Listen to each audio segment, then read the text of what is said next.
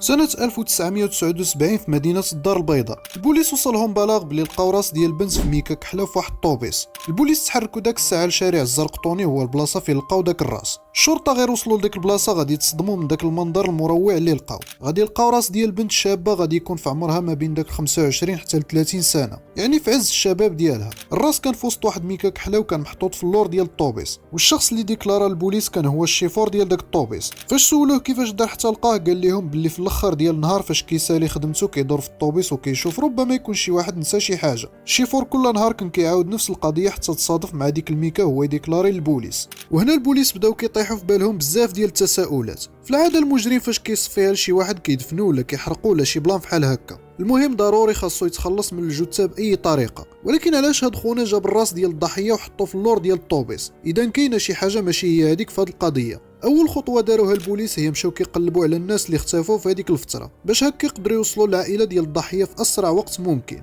ولكن مع الاسف البوليس ما غادي يلقاو حتى شي واحد مديكلاري بلي توضر ليه شي واحد من عائلته. عاوتاني بداو كيطرحوا نفس التساؤل مره اخرى، شكون ديك السيده اللي لقاو الراس ديالها في الاخر ديال الطوبيس؟ وشكون هذا اللي دار هذا الفعل الوحشي؟ من بعد ما داز 3 ايام غادي يجي عندهم واحد السيد هو مول الكوميساريه، قال لهم بلي خدام في الرباط وكيجي لكازا مره في السيمانه باش كيشوف مراته. ولكن هاد المره فاش جا للدار وبقى كيدق على مراته ما غاديش تحل ليه الباب. قال لهم بلي مده هو كيمشي ويعاود يرجع يدق على مراته ولكن ما لقاهاش، واخا كيدق في الباب ويعاود ما كتجاوبوش نهائيا. المهم مشى سول الجيران وقالوا ليه مراتك هذه 4 ايام ما شفناها. موراها مشى كيقلب عليها عند نسابو عاوتاني نفس الجواب. سول والديه واي واحد كيعرفو ولكن والو، السيده غبر ليها الاثار. وهنا بقى ليه حل واحد بطبيعه الحال اللي هو البوليس. الشرطه سولوه مراتك شحال في عمرها؟ قال لهم عندها 26 سنه. عاوتاني سولوه واش عندكم شي وليدات؟ قال لهم لا، حيت يلاه تزوجنا هذه 6 شهور. على اي البوليس مشاو معاه للدار وفرعوا الباب ودخلوا. ولكن في اللحظه اللي دخلوا للدار غادي تضربهم واحد الريحه خانزه ديال بصح. البوليس اوتوماتيك عرفوا بلي كاينه شي حاجه ماشي هي هذيك في هذه القضيه. بداو كيقلبوا الدار قنت بقنت حتى وصلوا للطواليت، وبمجرد ما حلوا الباب ديال الطواليت غادي يلقاو الجثه ديال مرات السيد بلا راس، حيت الراس هو اللي كانوا لقاوه في الطوبيس قبل شي ايام. ولكن واخا لقاو الجثه كملوا التفتيش ديالهم حتى وصلوا لبيت النعاس. غادي يلقاو فيه قراعي ديال الشراب والكارو، ايضا حتى الشياطه ديال الماكله. البوليس سولوا داك الراجل واش مراتك كتشرب؟ هو يقول لهم مره. سولوا حتى مو اللي كانت ساكنه في الفوقي. المهم الدار اللي كان ساكن فيها هاد السيد اللي ماتت ليه مراته كان في السفلي ومو ساكنه فوق منه، يعني ساكنين في نفس الدار. الام كان ساكن معها واحد ولدها في عمره 22 سنه واللي هو الاخ ديال هاد السيد راجل الضحيه. البوليس هنا بدا كيدخلهم الشك في هاد القضيه، حيت الجثه هذه 4 ايام وهي في الدار وتلقات الريحه. سولوا الام واش زعما ما شمات حتى شي ريحه خانزه وهي تقول لهم لا. هنا البوليس داروا احتمال بلي ربما تكون ما شمات والو، لحقاش الجثه كانت في الطواليت والباب ديال الطواليت مسدوده، زائد ان الباب ديال الدار حتى هي مسدوده، يعني ممكن تكون ما وصلتهم لا ريحه لا والو. ملاحظه واحده اخرى لاحظوها البوليس هو ان الباب صحيح ما مهرس ما والو. وهنا حطوا 2 ديال الاحتمالات، يا اما المجرم عنده الساروت ولا الضحيه كتعرفوه هي اللي دخلته عندها للدار. سولوا راجلها واش كاين شي واحد اخر عنده الساروت ديال داركم؟ الزوج قال لهم لا، الساروت كاين غير عندي وعند مراتي فقط. قلبوا على الساروت ديال المراه في الدار ولكن كاع ما لقاوه. وهما يسولوا الراجل على الساروت ديالو فين هو.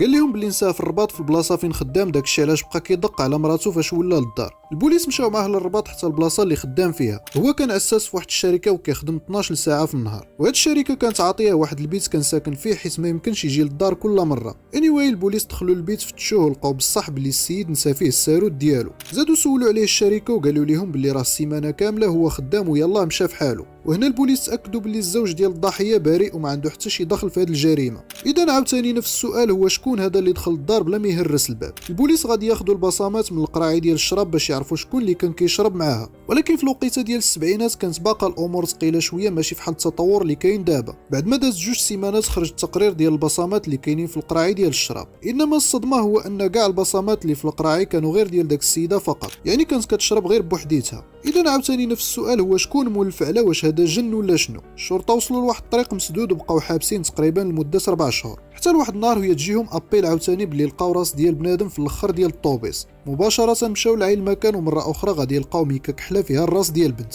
غير الفرق اللي كاين هو ان هاد المره لقاو الراس معاه واحد الورقه، وهاد الورقه كان مكتوب فيها واحد العباره: ستنظف المدينه من دنسكم. وعلى ما فهموا بلي هاد خونا مازال باغي يزيد يصفيها لوحدين اخرين. البوليس فاش قارنوا الجرائم بجوج لقاوهم تقريبا متطابقين، نفس الميكا ونفس الجريمه ونفس البلاصه اللي هي اللور ديال الطوبيس. اذا خونا غادي يولي رسميا قاتل متسلسل، وإلا ما شدوش البوليس بسرعه احتمال كل مره غادي يلقاوه مصفيها لشي واحد. الحاجه اللي لاحظوا البوليس هو ان الميكا اللي لقاو المره الاولى هي نفسها اللي لقاو المره الثانيه، يعني الميكات بجوجهم جايين من بلاصه وحده. فاش بحثوا مزيان لقاو بلي هاد الميكات كيجيو فيهم السميلات ديال الصباط من فرنسا. مشاو عند الشركه اللي كتقاد الصباط في كازا وسولوهم واش هاد الميكات كيخرجوا من عندكم، وهما يقولوا لهم من عندنا. عاوتاني سولوهم واش هاد الميكات كتلوحوهم ولا كتعاودوا تخدموا بهم مره اخرى. قالوا لهم عادي حنا كنحطوهم برا وصافي. عاودوا سولوهم واش الناس اللي خدامين هنا واش عندهم الحق ياخذوا دوك ميكات ولا لا. قالوا لهم حنا كنحطوهم برا واللي بغى يهز شي حاجه ما كاين حتى شي بروبليم. وهنا البوليس سولوا المسؤولين واش يقدروا يدخلوا للشركه يشوفوا الناس اللي خدامين تما باش يحقوا معاهم. قالوا لهم مرحبا الدنيا هانيه. المهم جمعوا كاع العمال ودخلوا البوليس وبداو كيشوفوهم واحد بواحد. واحد البوليس لاحظ واحد من العمال هو يدخلوا فيه الشك، وهاد خونا هو نفسه اللي كان في عمره 22 سنه وساكن مع الام ديالو، وهو الاخ ديال الراجل الضحيه الاولى.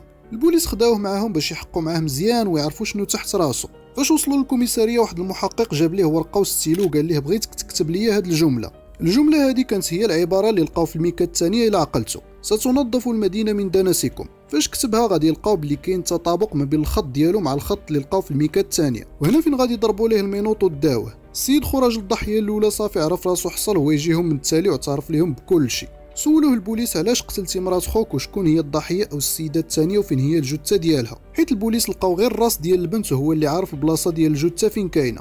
وهنا فين خونا غادي يبدا يخوي لهم الخنشه. قال لهم بلي خوه فاش كان كيمشي يخدم في الرباط مراتو كانت كتجيب العاشق ديالها عندها للدار، يعني قضيه خيانه زوجيه. هو فاش عاق بها كتخون الاخ ديالو مرضاش هو يدخل عندها للدار وصفاها ليها.